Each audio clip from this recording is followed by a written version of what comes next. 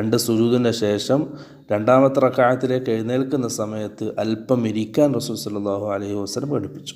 അതാണ് ജൽസത്തുൽ ഇസ്തിറാഹ. മറ്റൊരു ഹദീസിൽ മാലിക് ബിനുൽ ഹുവൈരിസ് റളിയല്ലാഹു അൻഹു സഹാബി ഉദ്ധരിക്കുന്ന ഹദീസിൽ കാണാം, അന്നഹു റഅൻ നബിയ സല്ലല്ലാഹു അലൈഹി വസല്ലമ യുസല്ലി, അല്ലാഹുവിൻ്റെ റസൂൽ സല്ലല്ലാഹു അലൈഹി വസല്ലം നമസ്കരിക്കുന്നത് മാലിക് ബിനുൽ ഹുവൈരിസ് റളിയല്ലാഹു അൻഹു കണ്ടു.